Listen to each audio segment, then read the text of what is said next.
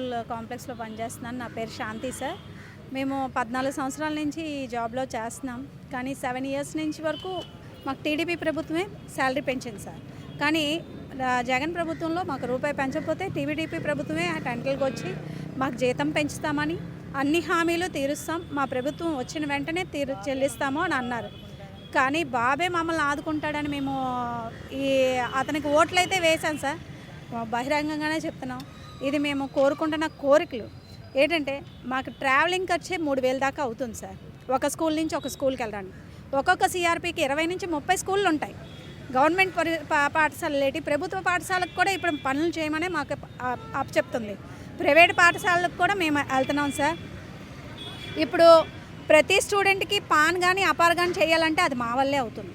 అందులో ఉన్న లోటుపాట్లు చెప్పాలన్నా ఏ స్కూల్లోకి వెళ్ళానా అంటే డైరెక్ట్ కాలేజ్కైనా స్కూల్కైనా వెళ్ళి మేము చెప్తున్నాం.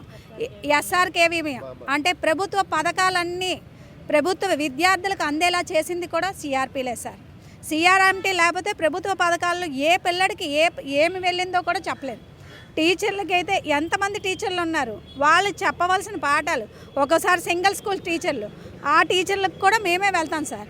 లేరు టీచర్ రాలేదు ఆబ్సెంట్ అయిందంటే సిఆర్ఎంటీ అన్నారు, సిఆర్ఎంటీ డిప్యూటేషన్కి వెళ్ళాల్సిందే. కానీ గవర్నమెంట్ నియమించింది మమ్మల్ని బీఏ బీఈడీలు సార్. అందరూ డిగ్రీ చేసి బీఈడీ అయ్యి టెట్ క్వాలిఫై అయితేనే తీసుకున్నారు మమ్మల్ని ఇంటర్వ్యూలో. 3 మెన్ కమిటీయే మమ్మల్ని నియమించింది సార్. అంటే డిఎస్సి ప్రాసెస్లోనే మమ్మల్ని తీసుకున్నారు. అలాంటప్పుడు విద్యాశాఖలో ఎందుకు విలీనం చేయట్లేదు? సమాన పనికి సమాన వేతనం ఎందుకు ఇవ్వట్లేదు? మాకు మేము కోరుకుంటుంది ఏంటంటే, మమ్మల్ని కూడా గుర్తించండి సార్. మేము చేసే సేవలు ప్రభుత్వానికి అందే ప్రతి పథకం కూడా మేము పిల్లాడికి దరిచేరేలా మేము చేస్తున్నాం. మమ్మల్ని ఎందుకు గుర్తించట్లేదు? అందువల్ల మమ్మల్ని గుర్తించి కనీసం 7 సంవత్సరాల నుంచి పెంచట్లేదు, ఇప్పుడైనా పెంచుతారు. ధరలకు అనుగుణంగా అయినా మా జీతాలు పెరగాలి అని మేము కోరుకుంటున్నాం సార్. విశాఖపట్నం సిఆర్ఎంటీగా సమగ్ర శిక్షలో పనిచేస్తున్నాము. మేమంతా గత 14 ఏళ్ళుగా సమగ్ర శిక్షలో మేము విధులు నిర్వహిస్తున్నామండి. మాకైతే మొదట రిక్రూట్మెంట్ అప్పుడే మేమంతా degree PG with BEd and TET qualified వాళ్ళకి మాకు రిక్రూట్మెంట్ చేశారండి. సో అప్పటి నుంచి మేము విద్యా వ్యవస్థలో కీలకంగా పనిచేస్తున్నామండి. ఇప్పుడు విద్యా వ్యవస్థలో ఏ పథకం అయినా అండి, పిల్లోడికి చేరవలసిన ఈ ఎస్ఆర్కేవీఎం అవనివ్వండి, తర్వాత తల్లికి వందనం డబ్బులు సంబంధించిన పథకం వాళ్ళ యొక్క ఎన్రోల్మెంట్ అవనండి, ఏదైనా గవర్నమెంట్ ప్రభుత్వం కల్పించిన ఏ పథకమైనా పిల్లోడి వరకు చేరేదానికి మేము కృషి చేస్తున్నామండి. సో విద్యాశాఖలో మేము కీలకంగా పనిచేస్తున్నామో అందరికీ తెలుసు. అధికారులందరికీ మేము ఎంత కష్టపడుతున్నామో, మా పైన ఎంత పని ఒత్తిడి ఉన్నా కానీ అది మా బాధ్యతగా తీసుకొని మేము పనిచేస్తున్నామండి.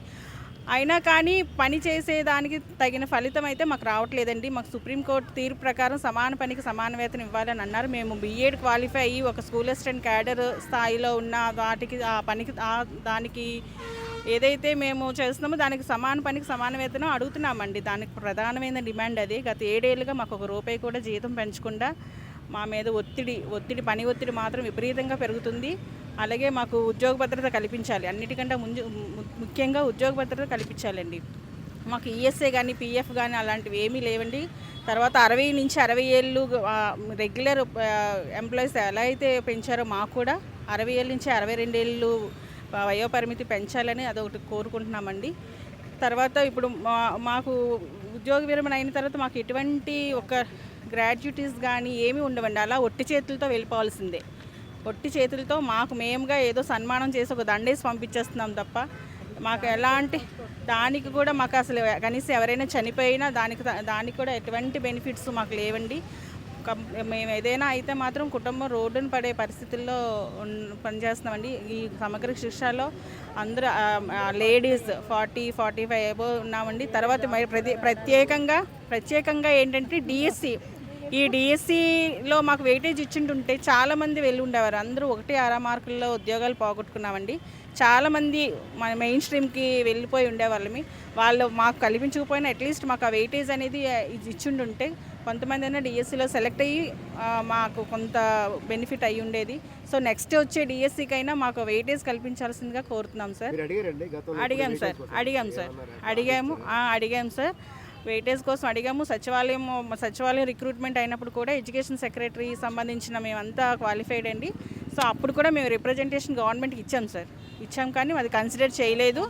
అది చేస్తామన్నది కన్సిడర్ చేయకపోవడం వల్ల మాకు ఆ ఆప్షన్ ఏదైతే ఉందో అది దీంట్లో ఎనేబుల్ చేయకపోవడం వల్ల మేము ఆ ఉద్యోగాలు అప్పుడు కూడా 1.5 మార్కుల్లో ఈ ఉద్యోగాలు చేసుకుంటూ పని ఒత్తిడితో చదువుకొని అంటే రెండు బ్యాలెన్స్ చేసుకోక అయినా కానీ మేము ఆ దగ్గరికి వెళ్ళినా కానీ మాకు కొంత గవర్నమెంట్ ఈ మాత్రం సపోర్ట్ చేస్తుంటుంటే మేము అంతా మెయిన్ స్ట్రీమ్లోకి వెళ్ళి ఉండేవాళ్ళం సార్. సో ఇవన్నీ మా ప్రధానమైన డిమాండ్లు అంటే మా బాధ వెళ్ళబుచ్చుకుంటున్నాము. అంతా మా కడుపు కాలి రోడ్డు ఎక్కాల్సిన పరిస్థితి వచ్చింది ప్రస్తుతానికి. సో మా మా ఏదైతే మా బాధలు ఈ అభ్యర్థనలు కూటమి ప్రభుత్వం కొంచెం మా మీద దయించి మా యొక్క అభ్యర్థనలు విని మాకు న్యాయం చేస్తారని కోరుకుంటున్నాం సార్. సార్ నా పేరు సునీత సార్.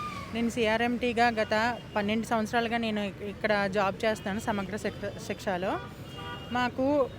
మేము బీఎస్సీ బీఈడి టెట్ కూడా క్వాలిఫై అయ్యి ఈ సిఆర్ఎంటీ జాబ్లో మేము జాయిన్ అయ్యి ఉన్నామండి.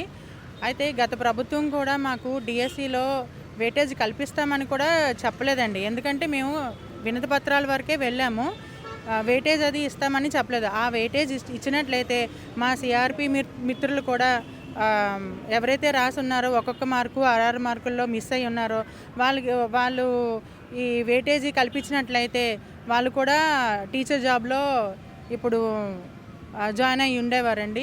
అలాగే మా మిత్రులు ఇప్పుడే మాట్లాడే ఉన్నారు కదా, ఒక 1 మార్కులో మిస్ అయ్యి ఉన్నారు మా కొలీగ్. అలా వెయిటేజ్ ఇచ్చినట్లయితే వాళ్ళకి టీచర్ జాబు వచ్చి ఉంటుందండి. అలాగే మేమందరం కూడా 45 అబోవ్ ఏజ్ ఉన్న వాళ్ళమే. అలాగే మేము ఏ జాబ్ కూడా వెళ్ళి ఇంకో జాబ్లో జాయిన్ అయ్యి వేరే జాబ్ చేసుకునే పరిస్థితి కూడా మాకు లేదు.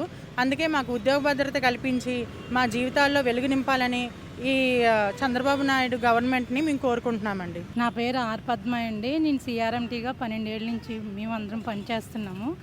మాకందరికీ ఇప్పుడు ప్రజెంట్ అయితే 23,300 రూపాయలు మాకు జీతం ఇస్తున్నారు. కానీ అది ప్రజెంట్ దీని ప్రకారం అయితే మాకైతే చాలీ జీతాలతో చాలా కష్టమవుతుందండి.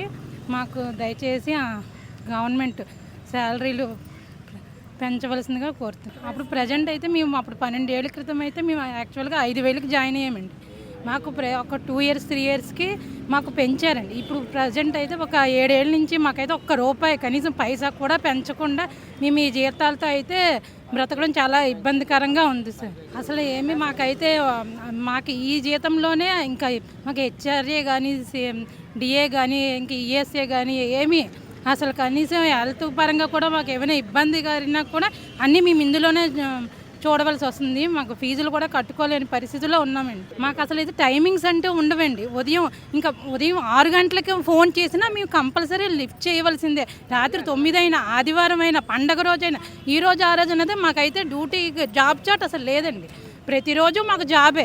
ఈ టైంలో చెయ్యాలి, ఈ టైంలో చేయకూడదు, ఈ టైంలో ఫోన్ ఎత్తాలి, ఈ టైంలో ఫోన్ ఎత్తకూడదు. మేమైతే ఫోన్ అసలు ఎప్పుడూ అది స్విచ్ ఆఫ్ చేయడం అంటే మా సిఆర్పీలు ఎవ్వరు కూడా ఆ రకమైన ఆలోచనలో ఉండరు. అందరూ అంటే ఎప్పుడూ పని మీదే ఎక్కువగా ఆలోచనతోనే ఉంటారు. అంటే అందరూ డెడికేటెడ్గా చేస్తారు.